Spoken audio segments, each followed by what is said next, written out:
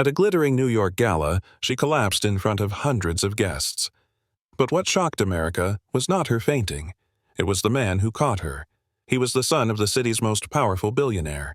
From that moment, the press branded her a gold digger, while he whispered in her ear, "I choose you, not my father's fortune." Could an ordinary woman survive the storm that followed? The Plaza Hotel blazed with lights. Beneath the crystal dome, Amara Johnson, a black woman who had endured a childhood of poverty, was being honored for her Rising Path Foundation. Yet, in the middle of the splendor, her body faltered. Laughter cut short, and gasps swept through the grand hall. Before anyone could react, Ethan Whitmore rushed forward. He lifted her into his arms, surrounded by glittering gowns and suits drenched in power. Cameras flashed, capturing every angle. In that instant, the image of a vulnerable woman, marked by her skin, by her class, exploded across America's front pages. A scandal of passion? Or the beginning of a love story that defied every barrier? If you have ever wondered whether true love can overcome money and power, stay with us. This story will move your heart. Amara's story began far from the chandeliers of the Plaza Hotel. She grew up in Atlanta, far from the chandeliers of New York. She grew up in a small apartment, raised by a mother who worked 2 jobs and taught her that dignity was not for sale. Every day she carried the weight of being different. Her dark skin made her a target for whispers, for doors quietly closed in her face, but she refused to let the world decide her worth. Through years of sacrifice, she built the Rising Path Foundation. It was more than a nonprofit. It was her fight against invisibility. Dozens of young black girls, once told their dreams were worthless, now had books in their hands and pride in their eyes. Tonight, she stood in the Plaza Hotel. The air was thick with perfume, diamonds, and power. Cameras flashed, glasses clinked, and Amara smoothed the emerald dress borrowed from a friend. Her name was on the program, yet she felt like an intruder. Every smile she received was polite, never warm. She clutched her note cards, whispering to herself, "You are here for them, not for you." And, as her chest tightened, she wondered if anyone in this golden room could ever see her as more than a charity case.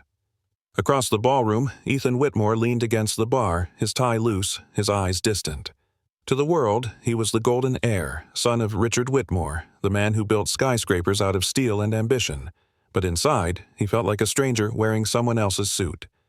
His gaze wandered, skimming over sequined gowns and practiced laughter until it landed on Amara. She was not like the others. Her posture was tense, her hands clutching a small clutch as if it were armor. Yet there was fire in her eyes, a quiet defiance that pulled him in. Amara felt his stare before she dared to meet it. Their eyes locked. For a heartbeat, the noise of the gala faded. She saw not the heir to an empire, but a man restless, searching. Her chest tightened, heat rising to her face, and she quickly looked away. Ethan's lips curved, not into the smooth smile the press adored, but into something softer, almost relieved. For the first time that evening, he felt seen. Neither spoke, but something unspoken passed between them. A spark, fragile yet undeniable. A spark that promised trouble in a world that demanded silence. The master of ceremonies tapped the microphone. Voices stilled, and a spotlight found Amara. Her knees trembled as the crowd turned, curiosity sharpening their gaze. Gloria Bennett, the event organizer, squeezed her arm. "You're the one they'll remember," she whispered. Amara stepped forward, the note cards shaking in her hands. She drew a breath, lifted her chin, and began. "Rising Path is not just a program," her voice carried, trembling at first but gaining strength. "It is a lifeline. For girls who are told they are invisible, for girls who hear that their dreams are worthless. We hand them more than books. We hand them back their future." The hall fell silent, the weight of her words pressing against the gilded walls. Faces softened, eyes glistened. Last year, 500 girls graduated because of Rising Path. 500 futures changed, not by wealth or privilege, but by belief. Her tone grew fierce, each word striking like a drumbeat, and belief changes everything. Applause rose, rolling through the hall like thunder. Strangers wiped tears, others nodded, moved against their will. By the bar, Ethan watched, eyes locked on her, his lips parted in awe. She wasn't performing. She was truth itself. The applause still echoed when Amara stepped down from the stage. Her chest heaved, her heart racing from the fire she had poured into her words. The lights were blinding, the air heavy. She forced a smile, but her legs trembled under the weight of the moment. She had not eaten since dawn. She had spent every ounce of strength rehearsing, perfecting, carrying her cause into this ruthless ballroom. Now her body betrayed her. The floor tilted. The glittering chandeliers fractured into dizzying shards. She gripped a table, breath shallow, ears filled with a pounding roar. Murmurs rippled through the crowd as her knees buckled. Gasps erupted. A woman cried out. Amara's emerald dress swept the polished floor as she crumpled. But before the marble could meet her skin, strong arms caught her. A chest, solid, steady, anchoring her against the storm. Her lashes fluttered. The scent of cedar and bourbon filled her senses. She looked up into Ethan's face. His jaw was tight, his brow furrowed with worry. Yet his touch was gentle, as if she might break. "You're safe," he whispered, his voice low, meant for her alone. And in that moment, the world refused to look away. Amara's head rested against Ethan's chest. Her lashes fluttered as the world came back in fragments, the glow of chandeliers, the hum of shocked voices, the pounding of her heart. She lifted her eyes. His face hovered above hers, sharp lines softened by concern. "You're safe," Ethan whispered. His breath was steady, grounding her. The crowd pressed closer. Camera flashes burst like fireworks, freezing the moment in merciless detail. Ethan shielded her with his body, but he could not stop the lenses. Her cheeks burned, shame clashing with the warmth in his eyes. She tried to rise, but her limbs were heavy. "I'm fine," she whispered, though they both knew it was a lie. "Easy," he said, voice firm but gentle. His grip steadied her as if she were glass. His half-smile flickered, teasing but protective. "Not fine. You just went down like a house of cards." A ripple of laughter, nervous and sharp, spread among onlookers. Ethan ignored them, lowering her onto a nearby chair. His hand lingered a second longer than it should have. She held his gaze. Something unspoken passed between them, fragile yet undeniable, and in that second, the storm outside faded into silence. By dawn, the photos were everywhere. Headlines screamed from newsstands and phone screens. Billionaire's heir spotted with charity worker. Whitmore's son cradles unknown woman at Gala. Gold digger or guardian angel? Every outlet twisted the moment into scandal. Some painted Ethan as a reckless playboy. Others tore into Amara, dissecting her dress, her foundation, her very skin. On social media, strangers branded her opportunist, gold digger, nobody from nowhere. The cruelty was casual, relentless. Amara sat at her kitchen table, phone buzzing with messages she couldn't bear to open. Volunteers called, donors hesitated. The Rising Path Foundation, the work she had built from nothing, was suddenly on trial in the court of public opinion. Her stomach twisted as she scrolled. Words blurred. Her name was no longer her own. It belonged to headlines, to hashtags. Somewhere in Manhattan, Ethan slammed the paper against a desk. His jaw clenched at the sight of Amara's face framed by cruel captions. He had seen the fear in her eyes, the fragility behind her strength. He whispered to himself, "They don't know her." But the question echoed, could he protect her from a world that thrived on tearing people apart? 2 days later, Amara walked through Brooklyn streets with her hood pulled low, but whispers carried farther than fabric. "That's her," someone murmured. "She's the one with the Whitmore boy." The words pricked like thorns. Mothers pulled daughters closer, curious eyes lingered too long. She felt every stare as a verdict. Passing a cafe window, her reflection caught her off guard. The woman staring back looked weary, small, almost broken. She forced herself to keep walking. Inside, her phone buzzed with a message from Gloria. "Don't let them see you fall. The girls are watching." Amara stopped, chest tight. The girls. The reason she worked, the reason she endured. She imagined their faces, young, bright, fragile. If she faltered now, what would they learn? That the world was right? That they were invisible? Her fists clenched. She whispered under her breath, steadying herself, "I cannot let them see me break." Each step forward was heavy, but it was a stand. Not just for herself, but for every child who looked to her as proof that survival was possible. The city kept buzzing around her, indifferent. But Amara's resolve hardened like steel beneath the weight of its judgment. That evening, Amara returned to the Rising Path Community Center. The space smelled of crayons, books, and hope. Yet her shoulders sagged under the storm. A knock sounded at the door.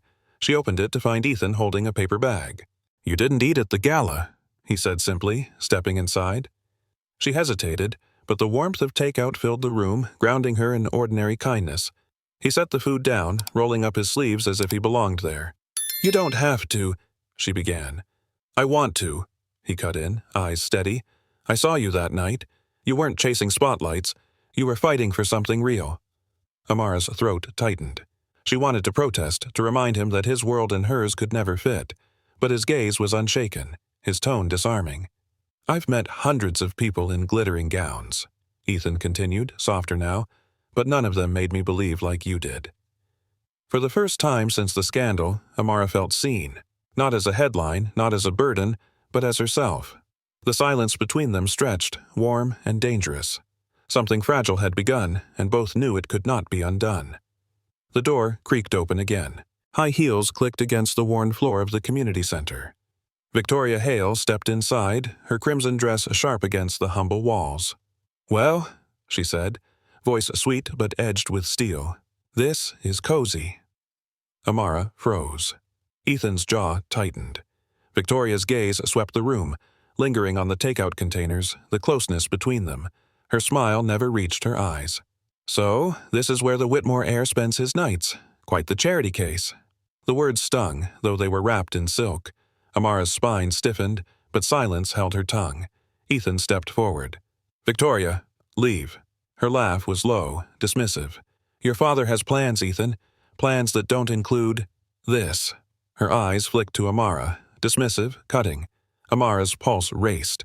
She had faced insults before, but this one carried the weight of power, of privilege sharpened into a blade. Victoria leaned closer, whispering as if confiding, "Enjoy your little rebellion. It won't last."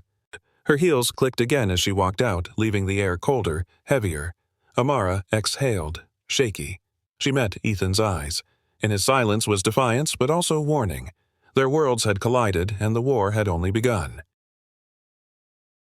The Whitmore estate was silent except for the crackle of a fire.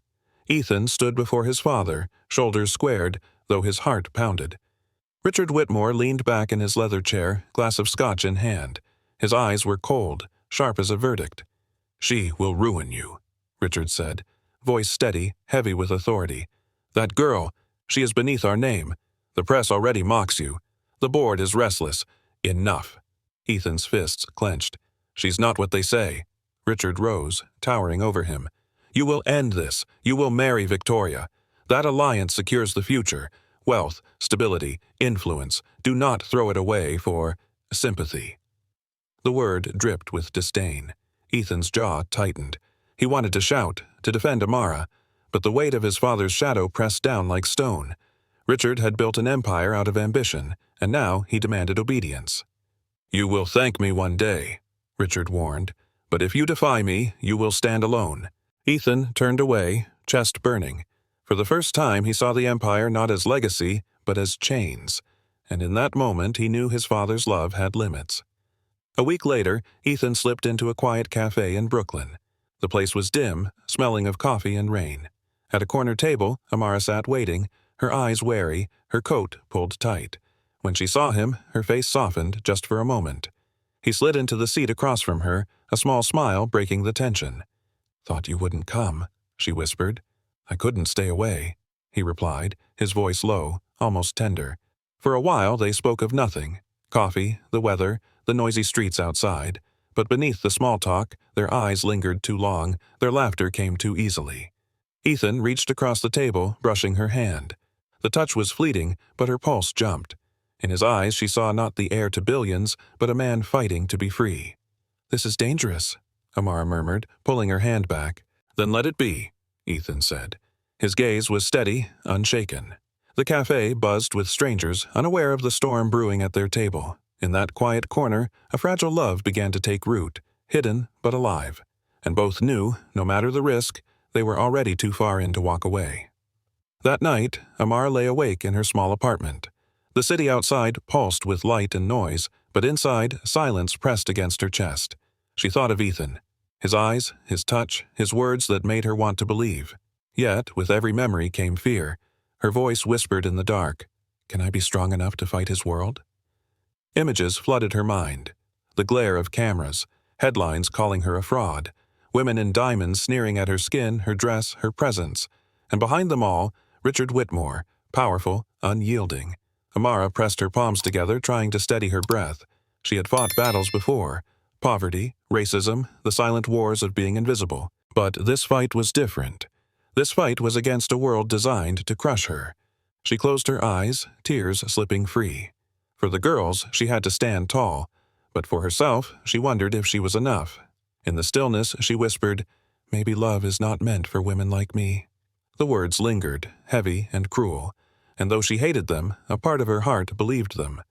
At the Hale townhouse, Victoria scrolled through her phone, a smile curling on her lips. The next morning, tabloids carried new headlines. Charity under fire. Donors question Rising Path's credibility. Stories spread that Amara had used Ethan to lure wealthy supporters.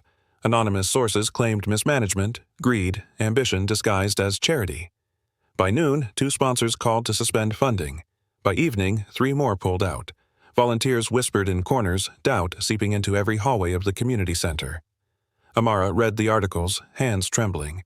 She knew the source. Victoria's shadow was everywhere, her influence feeding the flames. When she walked into a staff meeting, silence met her. Eyes avoided hers. One voice finally broke. "People are saying you're using him, that this isn't about the girls anymore."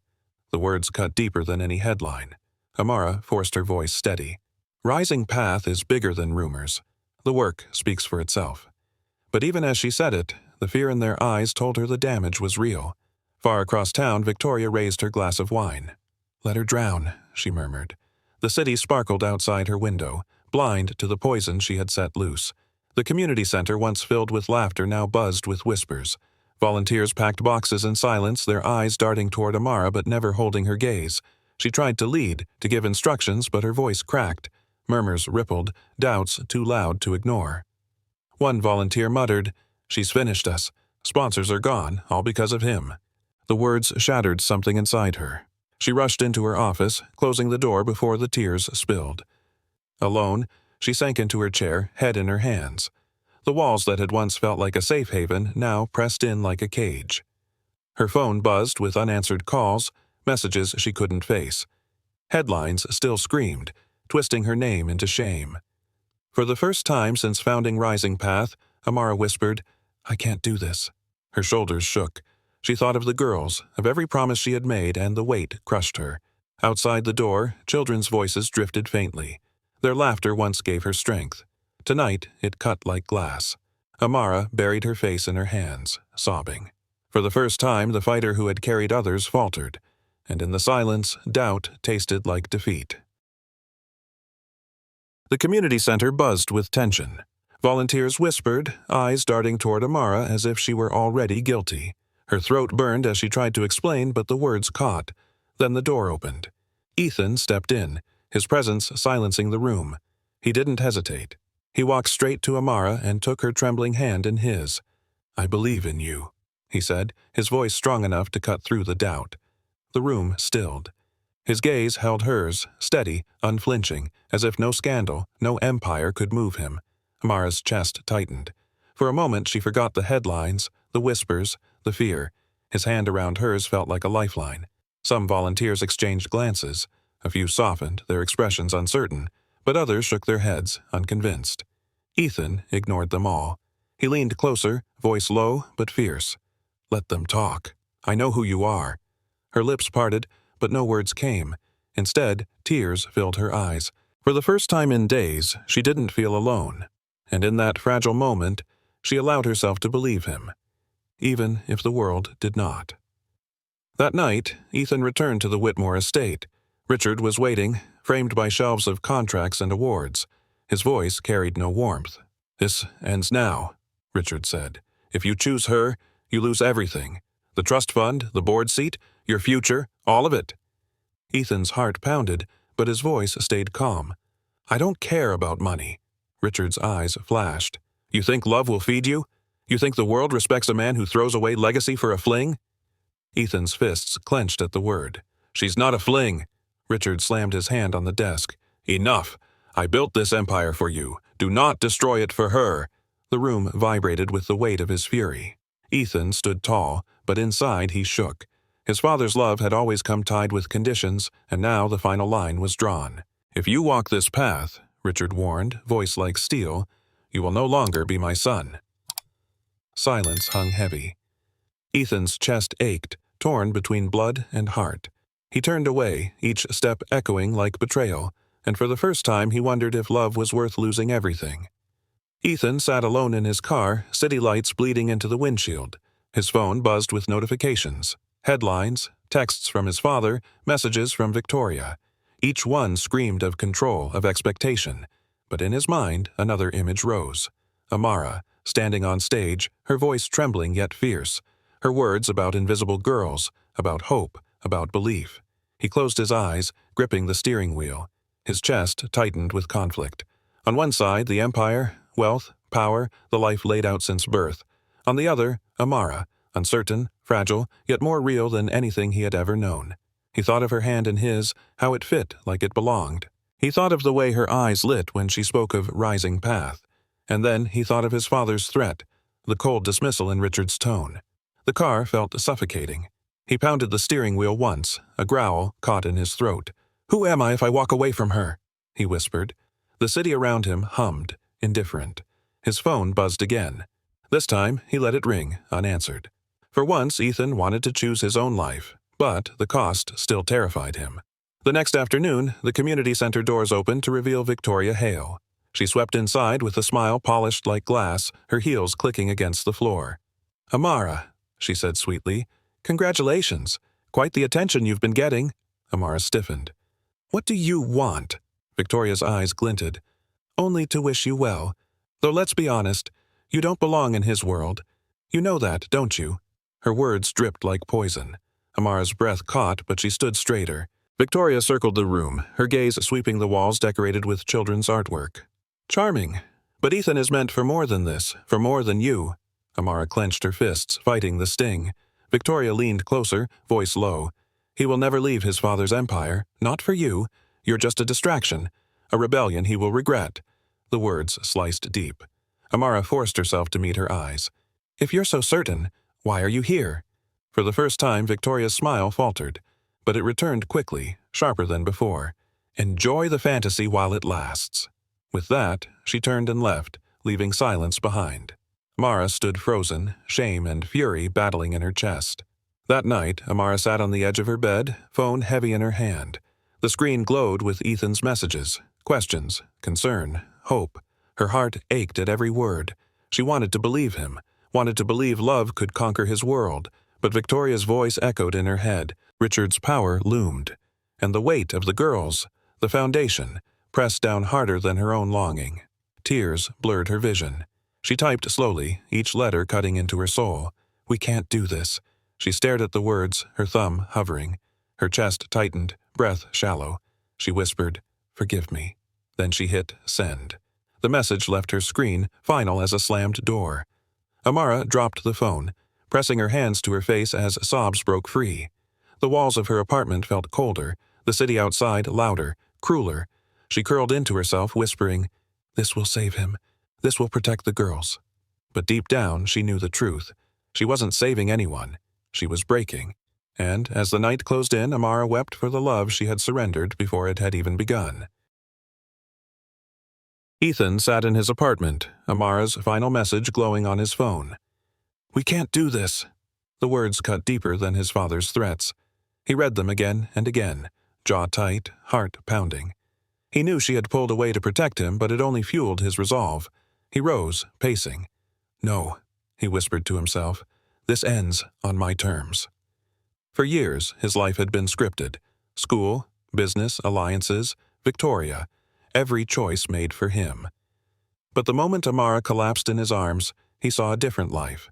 One built on truth, not power. His father wanted silence. Victoria wanted control. The press wanted a scandal. But Ethan wanted only one thing, to tell the world who Amara really was. He clenched his fists, decision solidifying like stone. "I will not lose her to lies." In the reflection of his window, the city glimmered with the empire he was meant to inherit. But Ethan no longer cared.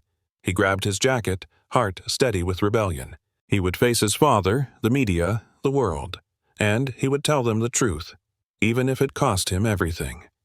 The Met Gala buzzed like a hive of diamonds and silk. Cameras lined the red carpet, flashes exploding as celebrities posed. Inside, chandeliers lit a sea of gowns and tuxedos, the air thick with perfume and ambition. Ethan entered with Richard at his side. The weight of his father's presence pressed heavy, but his tie was loosened in quiet defiance. Across the hall, Victoria gleamed in crimson, her smile rehearsed. Tonight was supposed to be her victory. Whispers swirled that an engagement announcement was near. Reporters clutched notepads, hungry for the story. Ethan's stomach twisted, but his eyes scanned the crowd for Amara. She wasn't there. She had stayed away, following Gloria's advice to avoid more scrutiny. Yet Ethan carried her presence with him, every step fueled by her absence. As the music softened, the master of ceremonies approached the microphone. The room hushed, anticipation thick. Richard's hand rested on Ethan's shoulder, a silent warning. Victoria moved closer, ready to play her part. Her smile widened, confident. Ethan's chest burned, his pulse raced. The night had been written for him, but he was ready to rewrite it, and when the moment came, he would not stay silent. The master of ceremonies raised the microphone, his voice smooth. "Tonight, we celebrate legacy, power, and future alliances." Before he could continue, Ethan stepped forward. His hand closed around the microphone, steady and unyielding. The hall gasped. Reporters surged, cameras snapping. Richard's face darkened. Victoria froze mid-smile. Ethan's voice rang clear. "My name is Ethan Whitmore, and I need to set the record straight." Silence gripped the room. All eyes locked on him. Amara Johnson is not what the tabloids call her. She is not a gold digger. She is not using anyone. She is the founder of Rising Path, a foundation that has given hope to girls who had none. She is more than every cruel word written about her. She is truth. She is strength. Murmurs rippled through the audience. Cameras zoomed in, recording every word. Ethan's gaze didn't waver. He looked into the lenses as if Amara herself were watching. She deserves respect, and she deserves love. Mine. The hall erupted in gasps. Richard shot to his feet, fury written on his face. Victoria's lips parted in shock, but Ethan stood firm, microphone in hand, unshaken. The world was finally listening. Ethan's voice grew stronger, fueled by fire. "Last year, Rising Path helped 500 girls graduate, 500 lives redirected. Not because of wealth, not because of privilege, but because one woman refused to give up on them." The audience stilled. His words rolled through the hall, heavy with conviction. "I have lived my whole life in boardrooms and gala halls. I've seen people write checks to ease their guilt, then forget the names of those they claimed to help. Amara is different. She doesn't just raise money. She raises futures. She raises hope." He paused, chest heaving, voice lowering, "And she raises me. She is not my scandal. She is my strength. She is my love." The last words hung in the air, raw and unpolished. Tears pricked eyes across the hall. Some clutched their chests, others bowed their heads. The speech had cracked through the armor of wealth, reaching something deeper. Ethan's gaze swept the crowd, then lifted higher as if sending the words into the night sky. "If you want to know the truth, Amara Johnson is the best part of me." Silence stretched, fragile, before the first clap broke through. The applause grew, hesitant at first, then swelling like a wave. People rose from their seats, clapping, some wiping tears from their eyes. Reporters shouted questions, cameras flashing in frenzy. Victoria's face drained of color. The smile she had rehearsed cracked, replaced by cold fury. She tried to step forward, but no one looked at her. Richard sat frozen, jaw clenched, hands gripping the arms of his chair. His empire trembled, not from markets or rivals, but from his son's defiance. Ethan stepped back from the microphone, chest rising and falling, heart pounding but steady. He had spoken his truth. Across the city, Amara sat in her apartment, live stream open on her laptop. Tears blurred the screen as she watched him. His words pierced through the shame, the doubt, the walls she had built around her heart. Gloria, beside her, squeezed her hand. "He chose you," she whispered. In the gala hall, the applause thundered on, echoing against marble walls. The world had heard. The story had changed. Ethan looked out at the crowd, unafraid. For the first time, the weight on his shoulders lifted, and for the first time, victory felt real. In her small Brooklyn apartment, Amara sat with her laptop open. The live stream filled the room, showing Ethan standing tall on the Met Gala stage. His voice carried through the speakers, raw and steady. "She is not my scandal. She is my strength. She is my love." Her hands covered her mouth as tears spilled. For days she had drowned in shame, convinced she was alone. But here he was, defying his world for her. Gloria sat beside her, eyes shining. "He chose you," she whispered. Amara nodded, though her chest ached with relief and fear all at once. The world had heard him. The lies could no longer stand unchallenged. She leaned back, wiping her cheeks, whispering to herself, "He didn't let me go." For the first time in weeks, her breath eased. The weight pressing down on her lifted, even if only a little. Outside, the city lights flickered against her window. For the first time, they didn't feel hostile. They felt alive, almost hopeful. Amara closed the laptop, clutching it to her chest. For once, she believed tomorrow might hold more than survival. It might hold love. The Whitmore office was dark except for the glow of city lights. Richard stood behind his desk, fury etched into every line of his face. "You have betrayed this family," he thundered, slamming his hand against the polished wood. "Everything I built, you've thrown away for a woman who doesn't belong." Ethan stood tall, his jaw firm, his eyes unflinching. "I haven't betrayed you. I've finally chosen myself." Richard's voice dropped, cold and sharp. "You'll regret this. Love fades. Empires last. When she is gone, when the press moves on, you'll have nothing." Ethan's hands curled into fists, but his voice stayed steady. "I'd rather have nothing than live chained to lies." For a moment, silence stretched between them. Richard's glare burned, but Ethan did not waver. The father who had controlled every choice now saw a son he could no longer bend. Finally, Richard turned away, staring out the window. His silence was heavier than words. Ethan left the office with his chest pounding, but his steps sure. He had made his choice. There was no turning back, and for the first time he felt free, even if freedom came with fire. Weeks later, Carnegie Hall shimmered with gold. Tonight was not about power or gossip. Tonight was about honor. Mara walked across the stage, her navy gown flowing. The applause thundered as she accepted an award for resilience, for rising path's survival despite everything. Her hands trembled as she held it, but her voice was steady. "This is not my victory alone," she said, eyes glistening. "It belongs to every girl who refused to disappear. It belongs to everyone who believed, even when the world said we shouldn't." The crowd rose to their feet, applause echoing off the walls. Then footsteps crossed the stage. Amara turned, stunned, as Ethan appeared in a sharp suit, tie loose as always. The crowd hushed, anticipation thick. He took the microphone, gaze fixed on her. "Amara, you've shown me what it means to fight for something real. You've shown me what love is." Then he dropped to one knee, pulling a small velvet box from his pocket. The diamond caught the lights like a star. "Marry me," he said, voice rough, unguarded. Amara's breath caught. Tears spilled as she whispered, "Yes." The hall erupted, applause crashing like waves. Their worlds had collided, and now they stood united.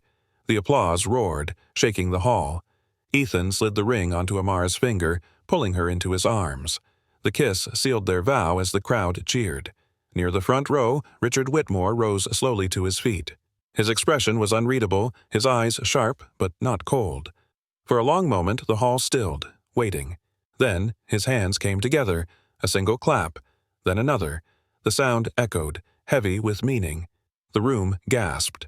Richard, the man of steel, was clapping. His gaze met Amara's, not with warmth but with something different. Respect. "You've made your choice," he said later, his voice low.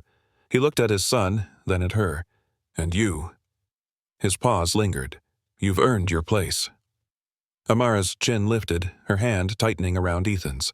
She had faced his empire, his scorn, and survived. Now she faced him as an equal. For the first time, victory did not feel like rebellion. It felt like acceptance. Richard turned away, but the shift in his eyes remained. A silent truce, a begrudging acknowledgement. Amara and Ethan stood tall, hand in hand. Their love had not only survived, it had won. The night at Carnegie Hall faded into memory, but its echo lingered. Amara and Ethan walked out together, her hand resting in his, the ring glinting beneath the city lights. They had faced money, power, prejudice, and betrayal. They had stumbled, broken, doubted. But in the end, love had not been crushed. It had endured. Richard's empire still loomed. The world still judged. But none of it mattered as much as the truth they now carried. For Amara, it was proof that her worth was not defined by whispers or wealth. For Ethan, it was proof that freedom was found not in inheritance, but in love chosen freely. And for everyone watching, it was a reminder. Money can vanish. Fame can fade. Power can fall. But true love, love that sees and believes, can outlast every storm. So, if you believe love can rise above the weight of judgment, if you believe in stories where hearts win over headlines, stay with us. Share this story, let others feel what you felt, and don't forget to subscribe so you never miss the next journey of love, hope, and courage. Because sometimes, the greatest victory is love itself.